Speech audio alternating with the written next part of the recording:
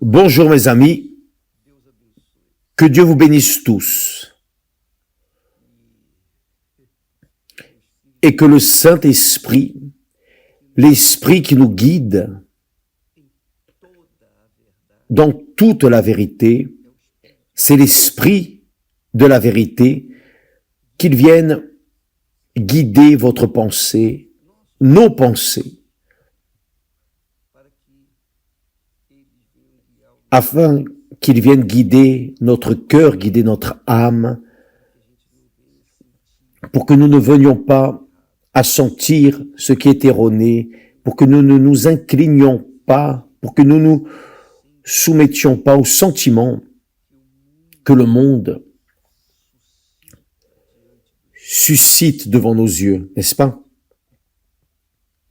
Le monde, imaginez-vous, le monde est comme ce hocher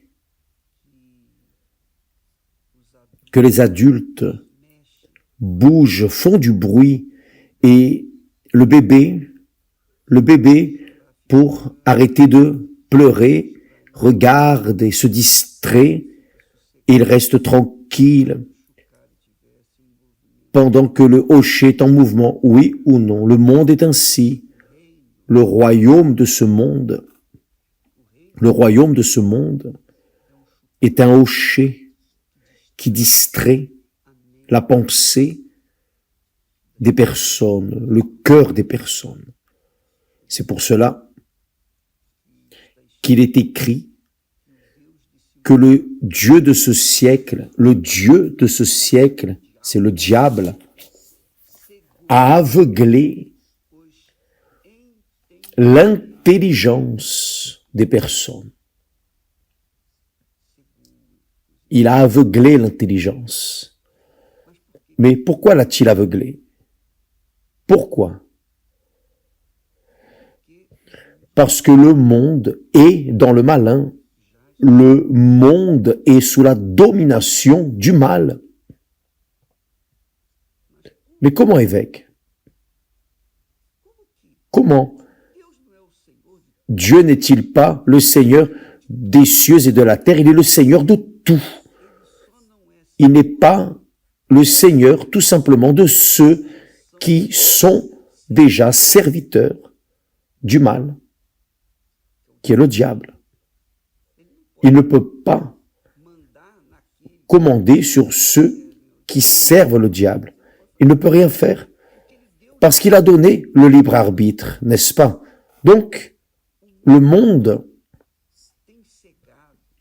le Dieu de ce siècle, a aveuglé l'intelligence. Et il balance le hocher, faisant du bruit. Les personnes regardent. Et les personnes se perdent. Je crois que le plus grand hocher créé par le mal, c'est Internet. Parce que les personnes entrent sur Internet et voyagent dans ce monde entier, dans les shoppings, tout ce qui n'est pas bon. Et les personnes absorbent toute la pourriture, tous les excréments de ce monde, et sont distraits.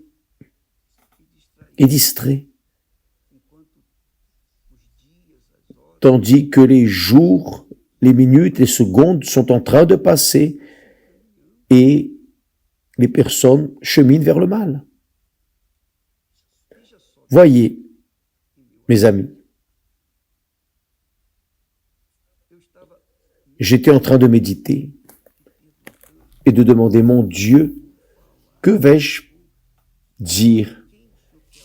Qui le Seigneur veut-il atteindre pour que nous venions apporter la bonne parole, la parole correcte? Et il y a ce verset qui m'est venu, le psaume 116, versets 12 et 13. Lorsque le psalmiste conduit, dirigé par le Saint-Esprit, inspiré par le Saint-Esprit, dit, comment rendrai-je à l'Éternel tous ses bienfaits envers moi? Que puis-je donner à Dieu? Qu'est-ce qui lui plairait le plus, ou plutôt, qu'est-ce qui lui plairait véritablement? Cette question, évidemment, sert à nous tous, car lorsque l'on parle de donner à Dieu, les personnes pensent, ah, je n'ai pas beaucoup, je suis comme la veuve pauvre, je n'ai que 2 pièces, ce n'est pas cela, non. Vous pouvez rassembler tout l'argent que vous avez, tout l'or que vous avez, vous pouvez assembler tout ce qui existe dans ce monde et le mettre sur l'autel comme une offrande à Dieu. Ce n'est pas cela qu'il veut. Non. Ce n'est pas cela qu'il désire, ce pourquoi il soupire, non. Voyez, Jésus a donné son âme pour racheter, pour sauver votre et celle de celui qui a du bon sens, pour se livrer. Jésus a donné son âme. Et avant de le faire, il a dit dans sa prière, voyez, le Seigneur Jésus, Dieu, le Fils de l'homme, le Fils de Dieu dans l'homme, a dit, mon âme est profondément triste jusqu'à la mort. L'âme de Jésus était profondément triste jusqu'à la mort. C'est-à-dire, il a gémi, hurlé, s'est attristé Dieu est Dieu, mais il souffre. Il est celui qui souffre le plus dans tout l'univers, le ciel et la terre, celui qui souffre le plus. Savez-vous pourquoi? Parce qu'il aime. Et vous qui aimez, et vous ne recevez pas cet amour, vous souffrez. Lorsque nous aimons,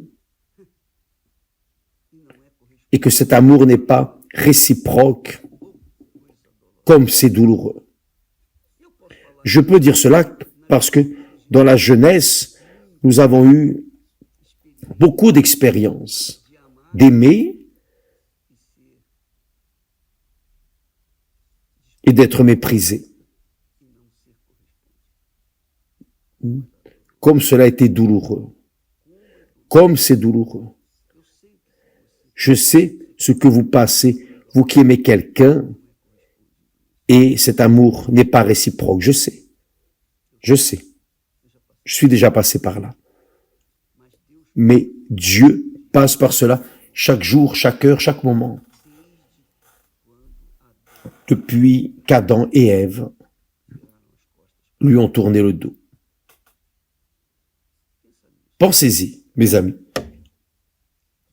Dieu souffre. Dieu souffre. Au psaume 86, David dit que Dieu souffre. Pourquoi souffre-t-il? Vous pensez que Dieu est là, bien, et qu'il nous a laissés ici en bas, comme ça? Non. Il souffre. Et que pouvons-nous faire pour atténuer sa souffrance? Que pouvons-nous faire pour qu'il vienne avoir un souffle de soulagement? Que pouvons-nous faire pour lui plaire? Il n'y a rien, rien plus précieux pour Dieu que votre âme, mon âme, notre âme, nos âmes. Lorsque nous nous rendons, lorsque nous mettons notre âme, c'est-à-dire notre volonté, nos volontés, notre cœur, nos sentiments, les profondeurs de notre être, l'essence de notre être, lorsque nous mettons cela sur l'autel, c'est cela qui plaît à Dieu. Et c'est ce que le psalmiste dit. Comment rendrai-je? Comment rendrai-je? Je n'ai rien que je puisse donner à Dieu qui puisse compenser ce qu'il a fait pour moi, rien. Mais il y a une chose qu'il veut, qu'il désire, dont il rêve, votre âme. Il dit, alors, voyez, comment rendrai-je à l'Éternel tous ses bienfaits envers moi? Le plus grand bénéfice que Dieu m'a donné, ça a été de donner son âme pour acheter la mienne. Mon âme était prisonnière. Par exemple, mon âme était confinée là, à la caisse économique. J'ai prêté mon âme, j'ai laissé mon âme là et j'ai pris de l'argent. L'argent a fini et je ne peux plus racheter mon âme. Donc Jésus est venu et a donné son âme pour racheter mon âme, pour enlever mon âme de la prison et me rendre libre. Sauf que je dois accepter cela. Il ne peut pas prendre mon âme par la force, par la violence. Je dois lui dire oui, je dois concorder. Donc, comment rendrai-je, que lui donnerai-je pour tous ses bienfaits envers moi? J'élèverai la coupe des délivrances. Élever la coupe des délivrances, mes amis, c'est livrer cette âme souffrante, mal aimée, amère, cette âme qui est un puits de douleur, de souffrance, d'angoisse, de tourment, qui ne sait pas ce qu'est la paix. Jésus est venu et est allé enlever votre âme de là, cette âme qui était prisonnière par le prêt. Vous avez dépensé l'argent et maintenant vous ne pouvez plus racheter votre âme. Que faire? Jésus a dit, mon âme est profondément triste jusqu'à la mort. Quelques moments avant d'être emprisonné, jugé, condamné, crucifié. Comment rendrai-je à l'Éternel des offrandes?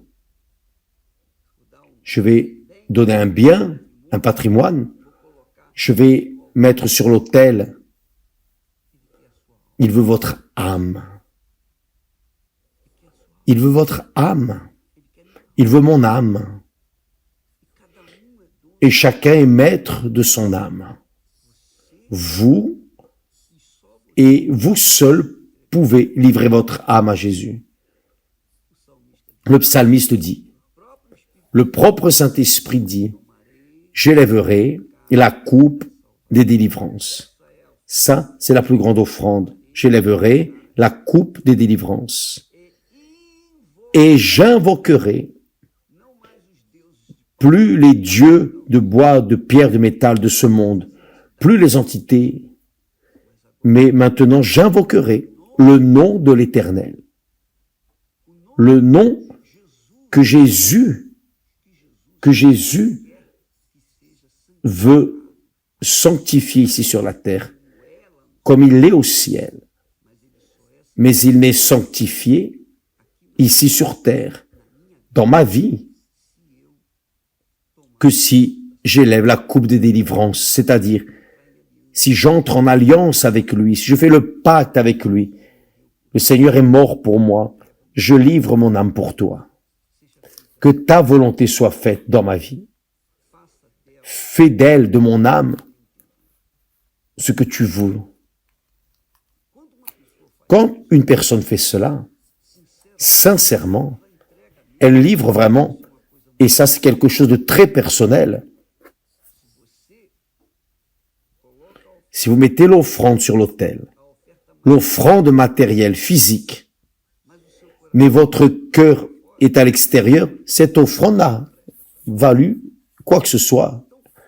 Donc, l'offrande doit être accompagnée d'amour, avec l'âme, la volonté de prendre la coupe des délivrances,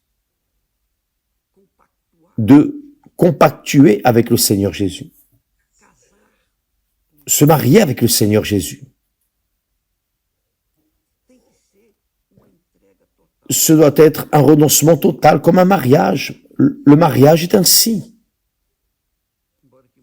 Bien que beaucoup de mariages, la plupart ne marchent pas, mais quand le mariage est fait dans la volonté de Dieu, alors il n'y a pas d'empêchement.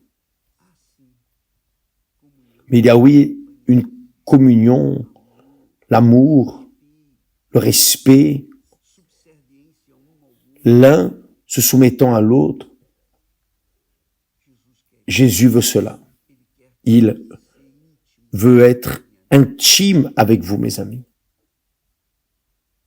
Mais évêque, je passe par des problèmes ainsi économiques, j'ai un problème de santé, problème émotionnel, sentimental, familial, etc., etc.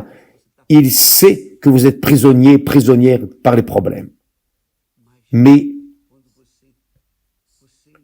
quand vous livrez, vous avez encore votre âme disponible à livrer. Ce qu'il reste de votre vie est juste votre âme. Très bien. Livrez-la. Mettez-la sur l'autel. Vous allez voir ce qui arrivera. Il va vous donner la direction. Il va vous donner le Saint-Esprit pour conduire votre âme en accord avec sa volonté. Le Saint-Esprit vient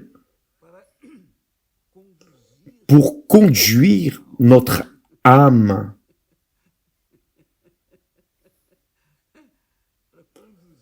pour conduire nos volontés, pour que nous ne restions pas comme des enfants en train de regarder le hocher et en regardant le bruit du hocher, non.